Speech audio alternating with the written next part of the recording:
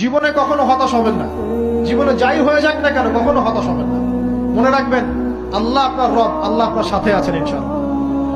এই সমাজ আপনাকে যেভাবে শেখায়, কিভাবে শেখায়, এই যে স্কুল, কলেজ, ইউনিভার্সিটি, চাকরি, বিয়ে, সন্তান প্রতিপালন, আর তারপর ইন্না লিল্লাহি ওয়া ইন্না ইলাইহি রাজিউন, এই তো শেখায় নাকি? সবসময় মনে রাখবেন যে আল্লাহ রাব্বুল আলামিনের পরিকল্পনাই আপনার উপরে সবচেয়ে বেশি অগ্রাধিকার যোগ্য, সমাজের পরিকল্পনা নয়। পরিবার আপনাকে চাপ দিচ্ছে, চাকরি পাস না, পড়াশোনা করিস না, হ্যাঁ পড়াশোনায় কেন তুই 80 নম্বর পাইলি না, কেন চান্স পেলি না, কবে চাকরি পাবি, কবে আমাদেরকে দেখবি, খাওয়াবি, পড়াবি, এই যে চাপগুলো চারপাশ থেকে আসে কিনা? এতে করে অনেক যুবক দেখা যায় মাদকাসক্ত হয়, অনেকে দেখা যায় আত্মহত্যা করছে, ইদানিং করছে কিনা ভাই?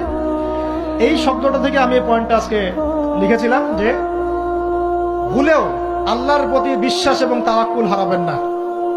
সমাজ যেভাবে শেখায়, সমাজ চারপাশে যে চাপ আপনাকে দিচ্ছে, এই চাপে নিজে গা ভাসিয়ে দিবেন না।